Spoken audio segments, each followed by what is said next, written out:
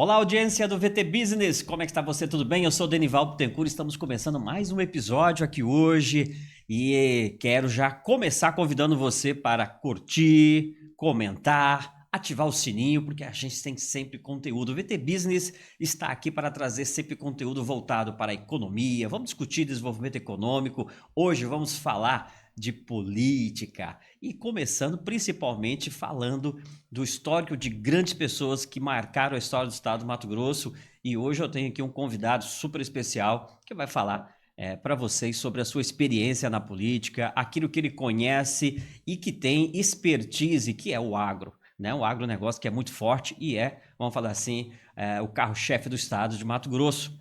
E esta pessoa já ocupou o cargo de prefeito em Sinop por 2 mandatos, também deputado federal por 2 mandatos. Aliás, teve a maior votação expressiva no estado, né? O deputado federal com o maior número de votos, com aproximadamente 128 mil votos. Então já deu para perceber que nós estamos falando de alguém que tem um legado, né? Vamos dizer assim, na política no estado de Mato Grosso. Está aqui comigo Nilson Leitão, que além disso, da defesa do agro, presidiu, né, Nilson, a frente parlamentar, que é talvez uma das mais poderosas da agricultura dentro da Câmara Federal, além de um monte de outras funções que você fez.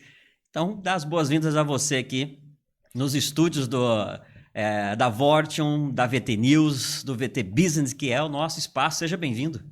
Primeiro, um privilégio, né, estar aqui com vocês. Muito obrigado pelo convite, né?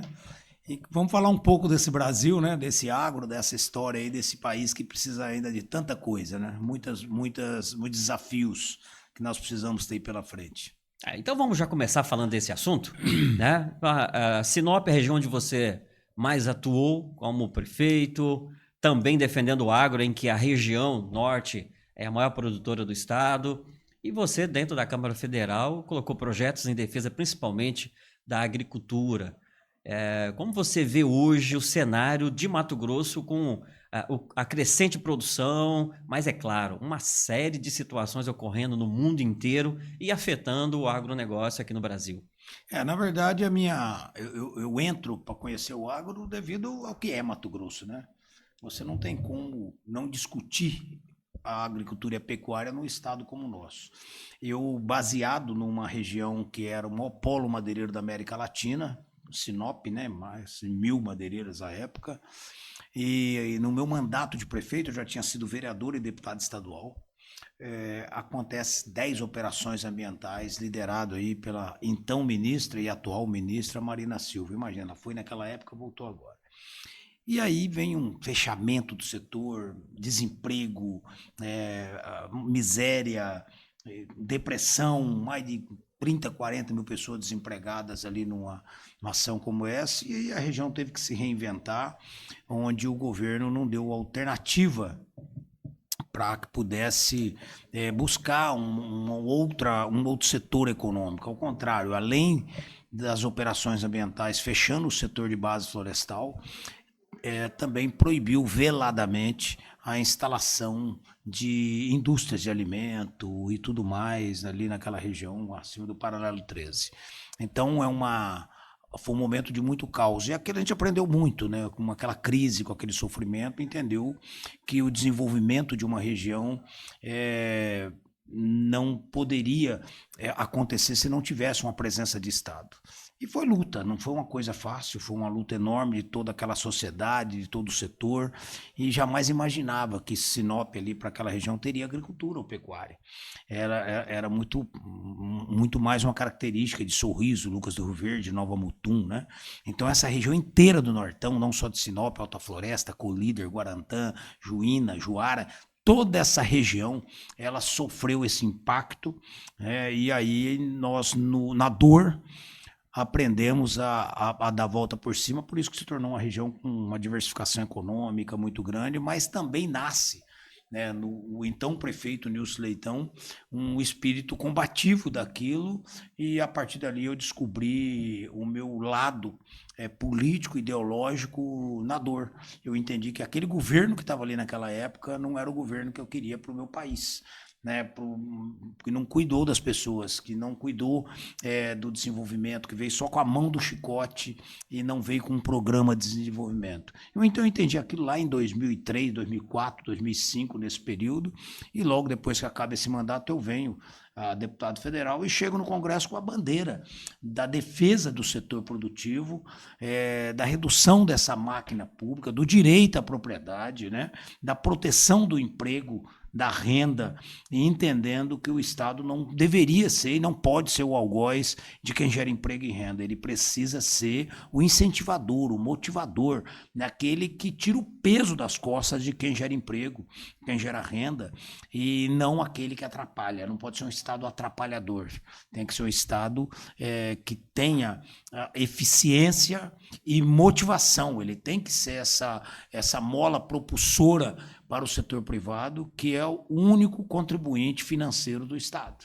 Não tem outra fonte de renda para o Estado brasileiro que não seja o imposto de quem trabalha e quem gera emprego. Então, na Câmara, eu acabei desenvolvendo tão rápido isso, com muito sangue no olho na época, devido ao que nós passamos e vendo uma região praticamente perecer e depois se reinventar, que eu me torno líder da oposição logo em 2013, o único mato-grossense líder da oposição na época contra Líder da minoria. a presidente Dilma, é isso, e com isso, dentro da frente parlamentar, acabo assumindo um papel importante ali de representação regional, liderança, vice-presidente, depois me torno presidente da maior frente do Congresso Nacional. Naquele período, fui o parlamentar que mais apresentou propostas e projetos para o agro, para a agropecuária, para o pequeno, para o médio e para o grande, né? Desde de cuidar do desenvolvimento da terra, mas também temas como o Fundo Rural. Eu tenho 5 leis vigentes, uma delas é o Fundo Rural, que tirou aí 0,7% da comercialização do produtor rural, do imposto do Fundo Rural, porque é da minha autoria. Enfim, e acabo com isso me tornando ali uma referência no Congresso, discutindo as questões de fundiárias, indígenas, ambientais e trabalhistas. Então foi o tema que dominei ali durante todo esse período dentro do Congresso Nacional. Muito bom. E realmente eu vi alguns projetos, né? Inclusive essa questão do direito como é que fala? A propriedade, né? Foi um dos pontos-chave que você trabalhou, que você desenvolveu. Mas hoje, vamos falar o seguinte, daquela época onde você apresentou o projeto, vamos trazer para a realidade de hoje, onde nós estamos vendo uma série de situações do governo federal também fazendo medidas que às vezes vão contrárias a esse direito. Como é que você avalia o Estado ou o próprio Brasil, o país hoje, na questão do quesito segurança jurídica? Não, ainda é uma insegurança enorme. A lei trabalhista rural nossa, a lei é da minha autoria para modernizar, não foi aprovada. Ela é de 1973, o período que o Brasil era importador de alimento. Hoje nós somos exportador para 200 países. Nós estamos entre os 3 países do mundo que mais produz, mais exporta e que alimenta o mundo.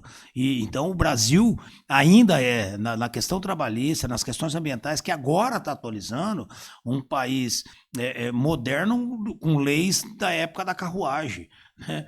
Coisa que está vencida. E isso é uma estratégia ideológica do governo que está aí. Não tem como eu não fazer essa crítica, porque não quer modernizar, não quer avançar. Acha que com a lei você engessa o desenvolvimento e com isso está fazendo algum bem para o país. Não, está fazendo um mal enorme, né? Os países que desenvolveram economicamente, que hoje tem o IDH entre os primeiros do mundo, que tem uma qualidade de vida, que tem riqueza, que acabou com a pobreza, países como a Austrália, por exemplo, ela não teve nenhum tipo de preconceito em liberar e explorar o minério, como o Brasil poderia estar explorando. Enquanto isso, muitos dos nossos minérios foram levados na mão grande, roubado, né, de forma totalmente ilegal, não tendo nenhum dividendo por caixa do governo e muito menos para enriquecer regiões. Então é uma idiotice o que o governo faz por questões ideológicas, por motivos que quase uma coisa de hospício, né? Falar assim, não, isso é loucura o que acontece quando você começa a enxergar. Peraí, por que eu estou trabalhando contra o meu país? Por que eu não deixo acontecer uma ferrovia que vai tirar 1.800 carretas de uma estrada e vai ser substituído por um modal que é ecologicamente correto, né? Que é viável, que é o custo mais barato? Por que eu não deixo explorar as E hidrovias? você acredita que isso tudo é questões ideológicas? Total, ideológica, totalmente. É uma burrice enorme, né? Uma coisa que não há explicação. Então, somente eleição pode mudar tudo isso. Então, eu acredito que um Brasil com a potência que tem. Você imagina a comparação com o Paraguai. O Paraguai não tem uma saída para o mar. O Brasil tem saída para o mar em todos os cantos, em todos os lados. E agora nós estamos com fila de gente indo para o Paraguai, né? Não, mas o Paraguai, por exemplo, é o terceiro do mundo em navegação fluvial. Ou seja, ele transporta o produto dele pelos rios, mas lá não tem saída para o mar. Aqui tem saída para o mar, deveria estar transportando nossos produtos por hidrovia, né? Que o mundo desenvolvido faz isso, até chegar no mar, evitando as nossas estradas e dando qualidade de vida e tudo mais. Então, ferrovia, hidrovia, esses modais de transportes, que o mundo... ferrovia existe do tempo do faroeste, lá dos Estados Unidos, 1800, 1700, pô. Sim. Então, assim, uma coisa insana, né, que o Brasil vive por incompetência, ineficiência, mas, acima de tudo, por achar que isso é uma estratégia política de trazer o nós contra eles, o produtor... contra o empregado, o empregador contra o empregado, o branco contra o negro. O pessoal vive na política o tempo todo, né? Não sai da campanha política. Não sai do palanque. Não sai do palanque. Não sai do palanque é uma forma de criar tribos, né?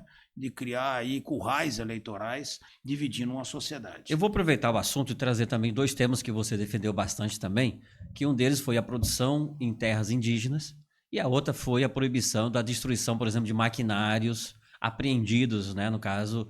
das abordagens da Polícia Federal. E isso, você já debatia isso lá atrás, mas continua uma coisa muito atual. É uma outra loucura, né? A Polícia Federal apreende não sei quantos 1.000 quilos de cocaína numa certa propriedade, lá tem Porsche, tem Ferrari, tem helicóptero e ninguém destrói. Agora, você pega uma máquina... que o cara foi autuado por um fiscal que, pela opinião dele, está tendo um crime, sem direito à defesa daquele que foi autuado, um produtor, um proprietário rural que está trabalhando, né? E ele, porque tem uma regra dentro da estrutura do IBAMA dizendo que aquele equipamento tem que ser inutilizado.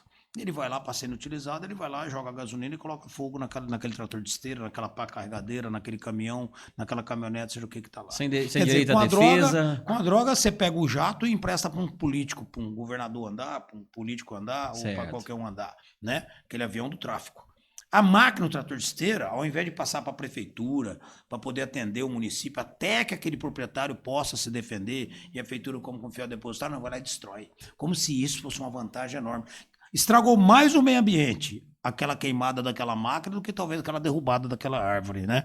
Que é uma coisa assim, fora de qualquer parâmetro. Então, eu apresentei um projeto de lei lá em 2017, né? Proibindo isso e condicionando que esse equipamento deveria estar na prefeitura mais próxima. A prefeitura teria que buscar naquele local, notificava, buscava, e ela serviria à comunidade, à sociedade, até que esse proprietário tivesse direito à defesa, e se ele ganhasse, ele teria a máquina de volta, né? É um direito que ele tem.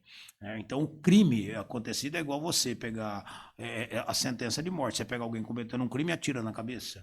Não tem direito à defesa, a né? lei não... Então é isso. Então, queimar a máquina não justifica. E então, não resolve o problema, né? Claro que não. E se esse fiscal for corrupto? E se esse fiscal tiver equivocado? Lá no meio do mato, e se ele tiver errado? Ele simplesmente, o erro dele ficou por isso mesmo? Então, assim, não é essa... Também não é passar a mão na cabeça de ninguém, mas fazer com que isso tenha... O fiscal está sendo polícia, promotor e juiz num ato só, como acontece em outros casos, como trabalho escravo e tantas outras coisas. Quer dizer, o Brasil é um país que quer ter leis para punir e não para prevenir, não para corrigir, não para dar oportunidade, não. Ele quer punir, ele quer matar ali na hora e destruir. Há uns 3 anos atrás eu estive em Alta Floresta e lá aconteceu uma operação bem na época em que eu estava lá com o pessoal da CDL, e essa foi um dos comentários que algumas pessoas fizeram, que houve exatamente a destruição de algumas barcaças dentro do rio, né? E a preocupação não era nem quanto a queimar os equipamentos, é que quando houve essa destruição e queimou os equipamentos, houve uma derramada de óleo muito grande, porque o pessoal utiliza Piorou, diesel, né? piorou. E o rio ali naquela região passou meses com óleo espalhado por aí. Então Contaminado. tem toda uma questão, Claro, até mesmo a consequência, né? uma consequência ambiental. É isso. E na questão indígena eu apresentei, porque fui incluído num grupo de trabalho do Congresso Nacional da Câmara para visitar Suiamiçu, Alto da Boa Vista, né? Uhum. Lá na Maratsede, ali no Araguaia, no norte do Araguaia. Cheguei lá, 4.000 proprietários rurais sendo expropriados, jogados para fora da sua terra por conta de uma expropriação dizendo que aquela área era indígena. Mas o cara já tinha comprado a área, pago ITBI, organizado sua propriedade, plantando, colhendo, já tinha financiamento do Banco do Brasil, era um produtor brasileiro que estava ali dentro. Simplesmente a decisão do modelo de demarcação de área indígena é de expropriação, que você sai com a roupa do corpo, não tem direito a levar nada. Você passa naquele momento em que o governo assina o decreto de área indígena, aquilo que é propriedade sua, que você não teve direito nem à defesa, você passa a ser invasor de terra indígena, caloteiro do Banco do Brasil, que você não vai pagar, ou de qualquer banco que você pegou o financiamento, e assim por diante. E aquilo me revoltou, eu vendo famílias ali cometendo, e levo para dentro da Câmara, instalo uma comissão, uma subcomissão especial na Comissão de Agricultura para discutir demarcação de área indígena no Brasil, que nunca houve na história esse debate, de forma formal e de agenda. E aí fui o primeiro parlamentar da história a instalar uma comissão para debater o assunto. Quando eu instalo a comissão, vem o pessoal do Rio Grande do Sul dizendo que estava com o mesmo problema lá em Getúlio Vargas, Mato Preto, Mato Castelhano. Vem o pessoal de Santa Catarina, lá do Morro dos Cavalos. Vem o pessoal do Paraná, lá de Guaíra. Vem o pessoal da Bahia, do Maranhão, do Ceará. Olha, nós temos esse problema. Foi juntando um grupo de E deputados. não é só de Mato Grosso, Não, o é um Brasil problema inteiro tem a nacional. mesma situação. Porque o modelo de demarcação é um modelo covarde, sorte que existia, né? Então ele começava a demarcação a partir de um antropólogo contratado pela própria FUNAI, e ele fazia a demarcação a partir do seu epicentro, decidindo que tamanho que seria, onde seria, sem nenhum estudo de fato antropológico de verdade, pela uma narrativa de alguém. Certo. Então isso tudo não dava direito à defesa, enfim, virava naquilo, por isso que está tudo. E a gente mudou. Aí, a partir da comissão, nós desengavetamos uma PEC para mudar o ritual de demarcação, fazer uma coisa transparente, precisava ter audiência pública, comunicar a prefeitura, comunicar a Câmara, comunicar o Ministério Público, a sociedade e os proprietários. Porque os proprietários só ficavam sabendo lá depois que já estavam tudo pronto para ser decretado. E aí, depois dessa PEC apresentada, eu fui presidente da PEC, Osmar Serralho do Paraná foi relator, nós abrimos uma CPI para investigar o INCRA e a FUNAI. Eu fui relator da CPI, denunciei mais de 100 pessoas, inclusive 14 procuradores da República, por incentivar a invasão de terra no Brasil, tanto na questão indígena como pelo MST. E descobrimos que entre 2009 e 2015 entrou mais de $1 bilhão no Brasil para bancar as invasões de terra no Via Brasil. ONGs. ONGs e um monte de organizações que denunciei todas, né? E denunciei, o relator assina, estou falando denunciei porque eu que assinava, né? Como relator, enfim. E aí, depois disso, eu fiz uma audiência pública, convocando mais de 300 líderes indígenas, e fizemos uma convocação para evitar que fosse líderes de ONGs e não líderes de fato. E aí, nessa audiência pública, 99,9% aprovaram, não era nada formal, mas aprovaram no debate a sua independência econômica, que ele pudesse ter a independência econômica e produzir na sua terra, em parceria com o proprietário rural, ele poder explorar o minério, ele ter ali um hotel que pudesse, um hotel ecológico, tudo quanto ou criar sua vaca, seu porco, sua galinha e comercializar isso e ganhar dinheiro. Por quê? Porque também, nesse período, nós descobrimos que aumentou de morte entre 2009 e 2015 178% de indígenas no Brasil. E desses 178, 40% criança de 0 a 5 anos. Nenhum desses 178% de aumento de morte foi por facada, tiro, assassinato, homicídio ou briga entre branco e índio. A maioria foi por alcoolismo, doença, abandono e tudo que fome. Tudo que você imaginar de miséria. A aproximação com a cidade começa a gerar uma série de situações. Mas não é isso, não. O problema era o abandono mesmo. O problema é que a FUNAI e o governo brasileiro, esse governo ideológico e a legislação, queria que o índio como fosse um quadro na parede. como se ele não fosse um ser humano, Como se estivesse lá como no, se não em tivesse 1500 direito ainda, a né? desenvolver. Entendi. Não, porque isso dá dinheiro para alguém. E nós temos um case aqui, que é os índios parecidos, que Sim, são 10 produtores, mil né? hectares de soja. É, uma produção Não, fantástica e tal. ele é um ser humano, der para ele tem a terra, se der a condição dele produzir, tem clima, tem terra, e a mão de obra, o que mais que falta? E é bom que eles podem, além de produzir, ter sua própria Comprar o carro subsistência. dele, ter o filho dele numa vida melhor. Todos os indígenas brasileiros hoje têm Bolsa Família. Quem quer, para que isso? Essa miséria, essa covardia com o índio? E Pra qual quê? é, no seu ponto de vista, Nilson, a posição das ONGs, dos ambientalistas, ou até mesmo do governo, em manter os indígenas nessa situação? Como agora nós estamos vendo aí os indígenas não querendo demarcação, Alguém ganha fazendo dinheiro. manifestação para Isso. não demarcar. E alguém ganha dinheiro. Mas eu só vou fazer uma correção que eu gosto de fazer a todos, né? Porque Por favor. a gente tem que aprender a mudar essa nossa palavra. Ambientalista é o produtor rural. Ele que cuida do córrego, da nascente, ele que cuida da sua reserva ambiental, Perfeito, ele cuida da perfeito. floresta. Esse outro que você está assinando, ele é um ativista. Certo. Ele é o cara que está num apartamento em algum lugar em São Paulo, Rio de Janeiro, Brasília, Nova York, Buenos Aires, e de lá contratado por uma ONG para fazer inferno na vida de alguém. Ele ganha para infernizar. Ele é outra coisa. Ele só não é ambientalista. Ele só não é ambientalista. Porque quem defende a questão ambiental defende a sustentabilidade, que é o conjunto da obra. É o ser humano desenvolver um ambiente protegendo as questões ambientais, as riquezas ambientais. E é isso que o produtor rural faz. Legal, muito bom. O ativista não, ele quer engessar, ele quer parar tudo. Inclusive criando metodologias inovadoras. Eu acompanhei o caso lá do Antônio Francisco dos Passos, lá em Alta Floresta, que ele tem o sistema combinado, que ele produz o pau de balsa combinado com o bovino. Perfeito. Né? Não, Que hoje, é um hoje projeto as fantástico lá. as fazendas sustentáveis que tem floresta, que tem pecuária e que tem produção agrícola são vários. São vários. O Brasil é um show de sustentabilidade. Você imagina pegar a legislação brasileira ambiental e trabalhista e implantar na França. Vira uma guerra civil. Se implantar nos Estados Unidos, vira uma guerra civil. Essa legislação brasileira, ela é a mais exigida do mundo para o produtor rural e para quem quer produzir. Aqui você precisa de licença para plantar uma árvore. Você precisa de licença para plantar comida. Que absurdo que é esse? Ô, moço, me dá aí 1 ano, 2 anos de procurando uma licença na SEMA ou no IBAMA, que não funciona direito, para poder produzir. Ou para poder fazer um manejo, tirar uma árvore que vai cair ali para transformar numa indústria e manter a floresta em pé. É isso que acontece. O setor de base florestal do Brasil é um exemplo para o mundo e o setor da agropecuária brasileira, em termos de ambientalismo, sustentabilidade, qualidade, tecnologia, é um exemplo para o mundo. E Mato Grosso tem um cenário de preservação muito forte.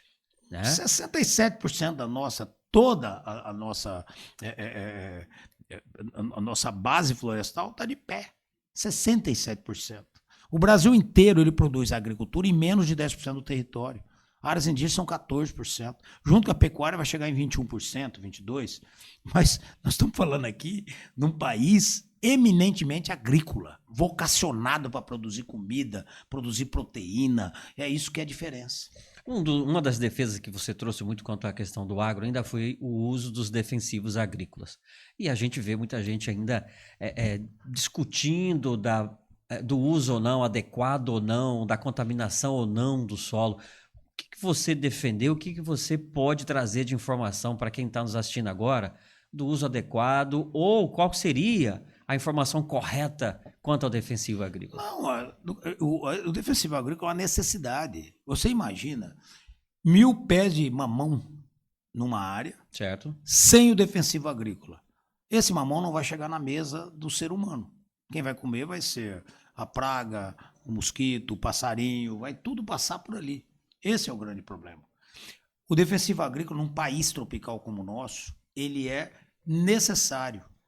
Ele é imprescindível para produzir em grande escala. Tem produção orgânica? Tem. Mas se for só orgânica, ela não alimentaria nem 1% da população brasileira. Então tem que parar com o romantismo e entender que o defensivo, se ele matasse um país que produz e exporta para 200 países, você acha que os 200 países iam comprar alimento do Brasil se esse alimento tivesse contaminado com veneno? Sim. Hoje com essa Perfeitamente. tecnologia, é uma ignorância alguém falar isso, ou é de uma maldade que merece ser preso quem fala isso. Porque é uma maldade intelectual enorme. É uma mentira isso. Esse que é o fato. Então, o defensivo agrícola ele é uma necessidade do país e tomara que venha para o biológico muito mais rápido, que possa aumentar o biológico cada vez mais, mas é uma transição. Até hoje, o mundo sobreviveu alimentando o mundo com o defensivo agrícola. E aí, trazendo até um E nós histórico. estamos vivos aqui, né? Claro, exatamente. A gente comeu até agora, Até né? Tem agora. gente comendo agora o produto que saiu da Não só roça. nós, né? O mundo inteiro O comendo. mundo, O mundo inteiro o mundo comendo. inteiro. Você fez um histórico aí pra gente que eu achei bem interessante, desde essa época da produção de madeira na região norte, uma transição para o agro, né? Algumas regiões com a pecuária. E nós estamos avançando com o estado do Mato Grosso aparecendo no cenário mundial. Vamos falar que nós invertemos o mapa, né? Só falava de São Paulo. Hoje, São Paulo continua forte, mas Mato Grosso também tem aí a sua hegemonia. O próximo passo seria industrializar a nossa produção aqui no estado. E o que nós precisamos fazer? O que está faltando para a gente começar a fazer isso acontecer aqui de fato? Eu acho que nós tivemos ali uma transição na época do governador Jaime Campos para o governador Dan de Oliveira. Essa transição junta, somada, levou aquilo que para nós hoje a gente não sente falta, que é a energia, essa luz que está ligada aqui. Né? Sinop, por exemplo, você não conseguia assistir o final da novela nunca, né? Acabava a energia bem na hora, né? Você não conseguia jogo de futebol e depois só quem tinha motor para continuar. Não, até ligar o motor você já tinha perdido tudo ali, né? Já era. E hoje, foi uma grande transição, quando leva o Leão, energia transformada, nós éramos importador de energia, passa a ser exportador de energia com o Manso e outras hidrelétricas que surgiram. Quer dizer, toda essa transição de estado é que transformou o Mato Grosso, que era um patinho feio da nação brasileira, nesse grande cisne bonito. Essa frase é de Dante Oliveira, que eu copio aqui agora, né? E repito ela sempre. Eu acho que já está verticalizando. As regiões já está fazendo, está tendo a sua indústria de etanol de milho, DDG, né, levando alimento para o mundo inteiro, alimento animal, né? E isso tem sido mudando o cara de regiões, né? Que o etanol de milho, ele até 2013 era proibido, né? A FAO, ela pregava que a falta de comida no mundo não poderia ter o milho como para energia, só podia ser para alimento. E depois de 2014, 2015, começa a instalar as indústrias e começa a desenvolver as cidades, as esmagadoras, começa a acontecer. O que vai de fato verticalizar? Quando melhorar nossa logística. Né? Hoje, nós temos mais de 123 milhões de toneladas de grãos descobertos sem armazenar. Então, o produtor rural, imagina, ele tá colhendo já em cima de um caminhão que ele não sabe de quem é, para onde que vai isso, e esse não sabe nem quem comprou. Falta de silagem vende aí forte, né? Vende a soja 90, 100 reais hoje, chega lá na China 450, alguém ganhou muito dinheiro só para fazer essa intermediação, né? Mas sem logística, o custo caro da logística para chegar. O que se perde de produto na estrada de caminhões é quase a produção da Argentina inteira, para vocês terem ideia. Tanto de coisa que é perdida. Então, isso tudo só vai melhorar a hora que tiver as ferrovias. A hora que vier, de fato, rodovias de qualidade, a hora que tiver portos acontecendo e a hora que o produtor puder armazenar esse produto dele, esperar secar um pouquinho aquela umidade que tem para valer mais o produto dele e ele ganhar mais dinheiro e agregar valor em cima disso. Foi assim que aconteceu com a madeira no passado, num programa criado que eu tive a oportunidade de ajudar a aprovar, que foi o Pro Madeira, com a madeira, na época ainda também de Dan de Oliveira. E nós conseguimos fazer uma evolução no estado com isso. Hoje a verticalização ela é imprescindível. Está discutindo indústria têxtil. Participei de um evento no Palácio do Governo essa semana, onde tratou disso, da industrialização da têxtil, porque o nosso algodão é outro grande avanço que já teve. Nós produzimos 3% do algodão brasileiro, hoje produz 70% do algodão brasileiro. Então, tudo isso também faz essa diferença, mas essa industrialização toda passa pela infraestrutura. Nós precisamos de armazenagem, é um estado agrícola. Nós precisamos de fazer essa verticalização e fazer o que fica aqui. E muita gente pensa, pô, mas com a ferrovia não vai embora? Não, com a ferrovia volta o insumo mais barato, vem para cá uma instrumentalização da indústria muito mais forte, mas o Brasil não vai perder, por mais indústria que venha, não vai perder a sua vocação principal, que é a produção de alimentos e poder exportar esse alimento para o mundo. Então hoje nós estamos ainda nessa decisão de ampliar toda a logística, estradas, ferrovias Hidrovias. e hidrovias, né? Então, essa tem que ser a luta permanente. Quem chega no Congresso Nacional tem que ser uma agenda permanente. até porque o empresário, o industriário, para vir para cá, ele vai analisar exatamente isso. Ele vai colocar aqui alguns milhões, muitos milhões para fazer uma indústria. De dólares. Vamos dar um exemplo lá, como o caso lá da indústria de etanol lá em Sinop. Olha o tamanho daquilo, quanto foi investido. Maior do mundo. Como é que você vai Ela fazer é a maior do mundo. Maior do mundo. E fazer algo naquele tamanho, e você não sabe se você vai conseguir escoar, se vai conseguir entregar para o cliente. Mas tem uma coisa que antecede isso. O Mato Grosso tem 140 mil quilômetros de estradas vicinais, onde nasce o produto e para chegar até aqui, né? Uma rodovia sendo duplicada, tudo, mas lá vicinal. Por isso que aí, abrindo um parênteses aqui, eu sou muito contra a forma da distribuição de emenda parlamentar no Brasil, tanto da Câmara e do Senado, como da Assembleia Legislativa. Eu sou contra. Eu acho que essa é quase R$ 1 bilhão por ano de emendas parlamentares que poderia estar direcionado para obras estruturantes, não pulverizado para evento, pode até dar dinheiro para evento se quiser, né? Se quiser lá pagar o Gustavo Lima, eu sou contra pessoalmente, né? Eu acho que poderia até incentivar os nossos artistas regionais, era muito melhor, mas eu acho que esse recurso, que é quase 1 bi, imagina, 3, 4 anos seguidos, você tirando R$ 500 milhão das emendas e colocando para resolver as estradas vicinais de Mato Grosso 100%.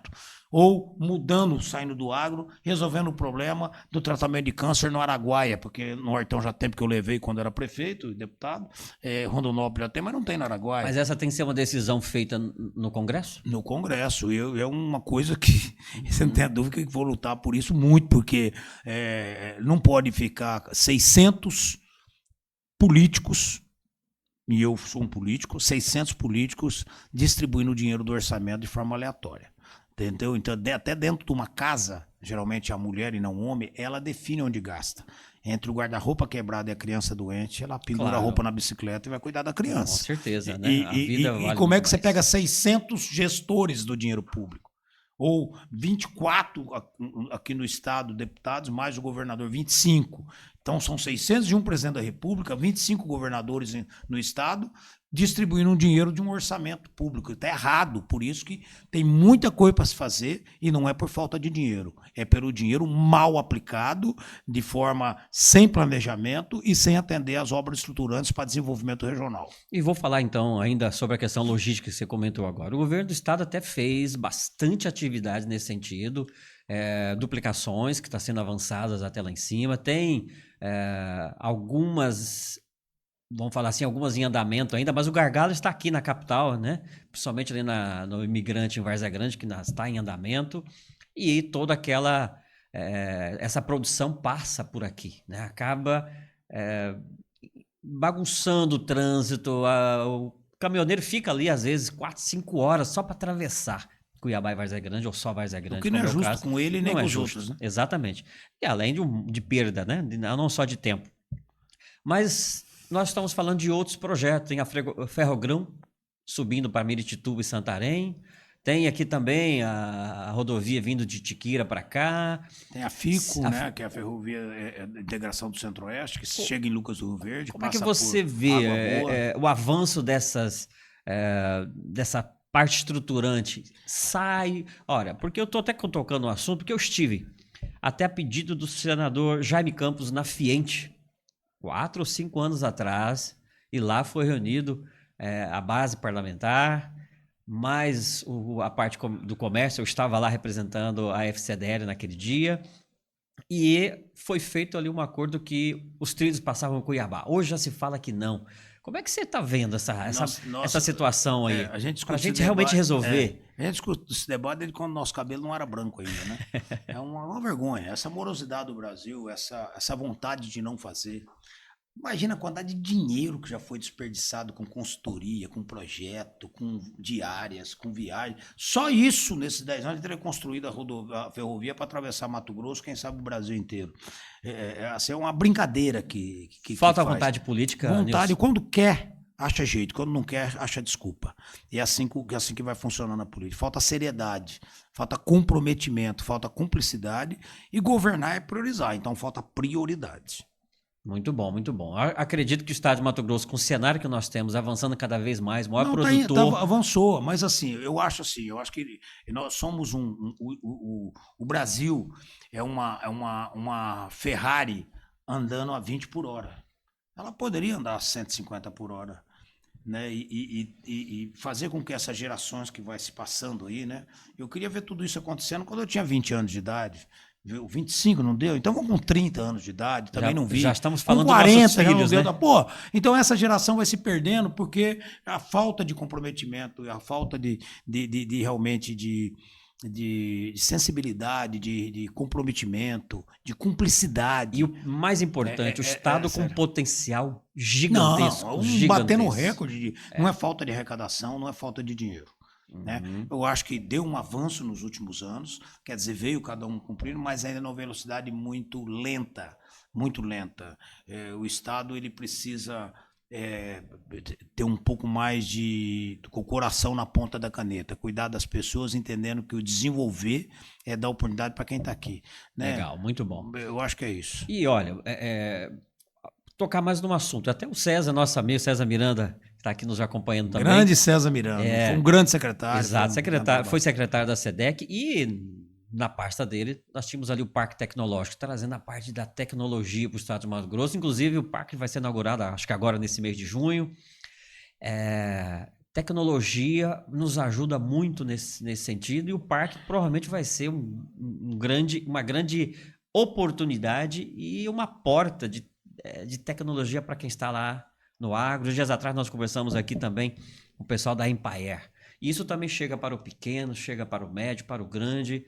Como é que você vê esta possibilidade do Parque Tecnológico ser um propulsor de tudo isso que nós temos aqui desse potencial de Mato Grosso? Eu gosto.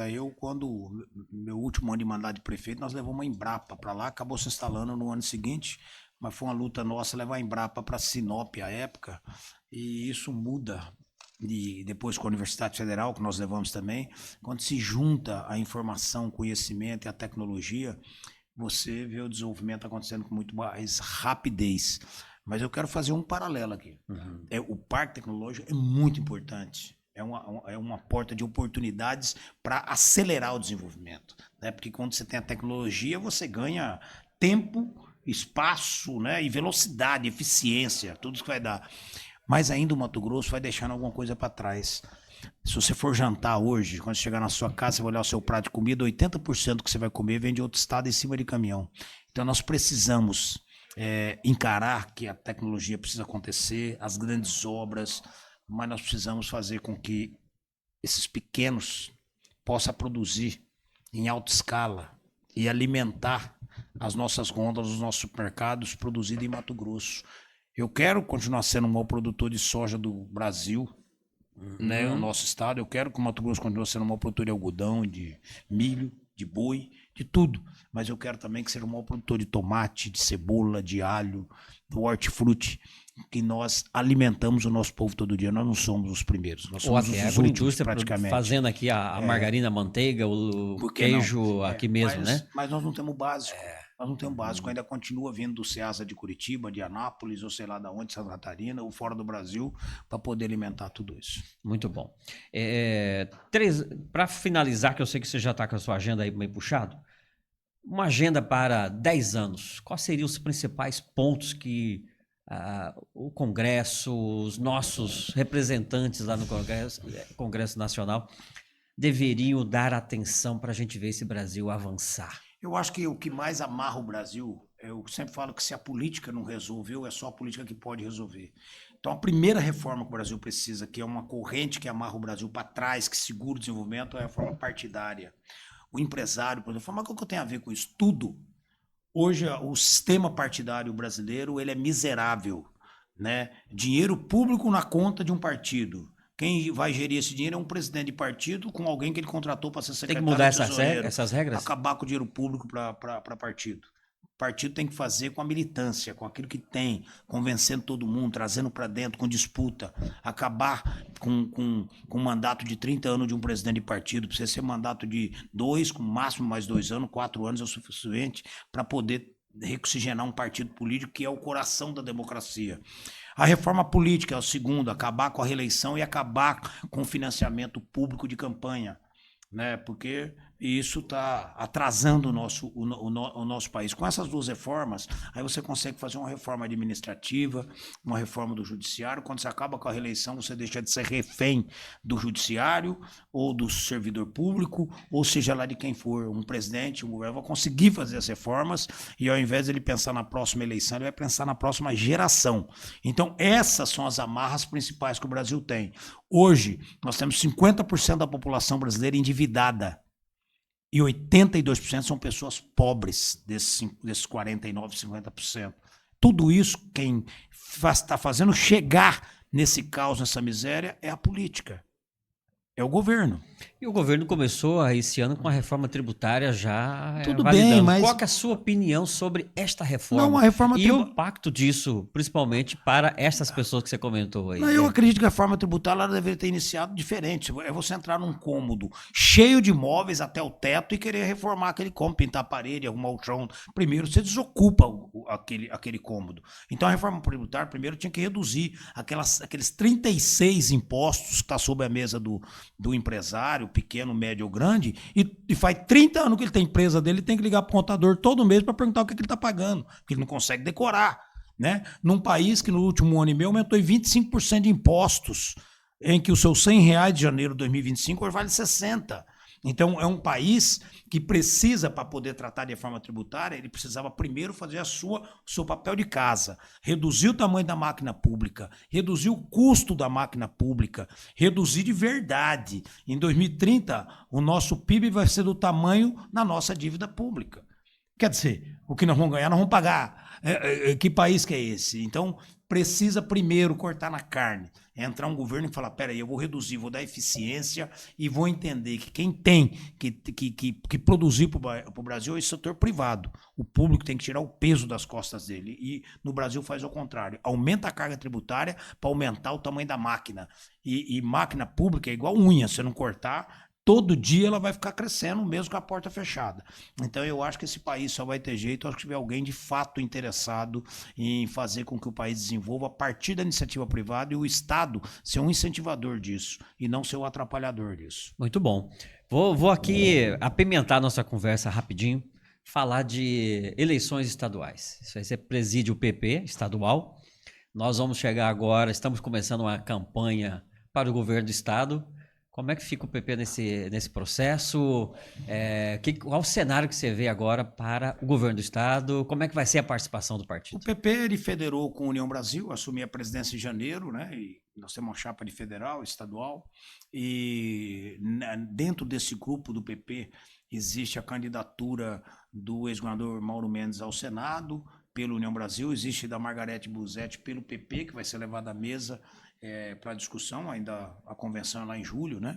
E existe a pré-candidatura do senador Jaime Campos ao governo do estado também, e dentro desse arco de aliança ainda tem o atual governador Otaviano Pivetta, que é do republicano, não é do arco nosso. Certo. Então, tratando de partido, é essa escalação que tem aí hoje. Como que ela vai ficar lá em julho, nós não sabemos. Então tem muita água para passar debaixo dessa ponte. O calendário, o diálogo, a argumentação, convencimento, tem que ter muito diálogo. Eu sou a favor da política do diálogo, e ninguém tira sonho de ninguém, é preciso discutir bastante, debater, não pode querer resolver numa canetada ninguém. Eu defendo sempre isso, que a democracia americana ela é um exemplo, porque um presidente, para ser candidato nos Estados Unidos, para ser candidato a presidente da República, ele 1 ano antes das eleições, ele tem que visitar todos os estados dos Estados Unidos, todas as províncias e tudo que tiver, para convencer o seu filiado do seu partido, para ele ser o candidato do seu partido. e depois disputar com outro partido. É um ano fazendo isso. Né? No Brasil, não. O Brasil quer resolver. Em 45 dias a gente resolve uma dentro campanha. do gabinete, aí fica difícil. É complicado. Meus amigos, esse é o bate-papo que eu tive aqui com o Nilson Leitão, uma pessoa que tem não só um legado, mas um conhecimento muito grande quanto ao estado de Mato Grosso, com a política brasileira, e eu vou passar para ele fazer seu fechamento aqui também, deixar sua mensagem para o nosso público, nossa audiência que está aqui acompanhando o VT Business. Minha mensagem é rápida, né? Eu acredito que, primeiro, não desista do Brasil, né? O empreendedor, aquele que gera emprego, gera renda, aquele que trabalha, o trabalhador, estava discutindo a 6x1 agora, que já foi aprovada. E eu acredito não desista do Brasil. A política é isso que eu falei, se ela não resolve tudo, é só ela que pode resolver tudo. Mas eu quero deixar aqui um pedido, que o eleitor brasileiro que vai para as eleições esse ano, em outubro, ele gaste bastante energia para escolher o presidente da República, o governador, mas gaste o dobro de energia para discutir quem vai para o Congresso Nacional, quem vai para a Assembleia Legislativa. Somente o Legislativo brasileiro que pode fazer as reformas que o Brasil precisa. Só ele, o nosso modelo constitucional, o nosso modelo de governo, o sistema, ele dá ao legislativo a última palavra. Então, quando você elege deputado sem lembrar quem que se elegeu na eleição passada, significa que o eleitor está escolhendo com um pouco de... não dando tanta atenção, um pouco de desleixo. É preciso se concentrar nisso, estudar, verificar quem que você está levando para o Congresso Nacional. Só o Congresso Nacional pode fazer a reforma que você espera. Muito bom, o recado está dado e a mensagem é clara. Eu conversei com o cidadão Nilson Leitão, com a experiência que ele tem do agro, da visão que ele tem, principalmente da política brasileira e principalmente voltada para o estado de Mato Grosso. E eu vou reforçar esse recado para você também, por mais que a gente esteja falando de política, o nosso propósito aqui é falar da possibilidade de desenvolvimento do estado de Mato Grosso, do potencial que nós temos e de quanto você está também preocupado, tanto que é a sua responsabilidade, como ele bem disse, em escolher bem os nossos representantes para fazer valer a vontade e o crescimento daquilo que nós fazemos. Eu aqui, você aí, todos nós temos essa responsabilidade. Eu vou te agradecer novamente e pedir, claro, para você continuar nos acompanhando aqui no VT Business. O YouTube do VT News, é o local onde você vê toda semana, sempre novidades, sempre gente com um cacife extraordinário, como nós tivemos aqui com o Nilson Leitão. Até a próxima oportunidade e para todos vocês, para nós, bons negócios.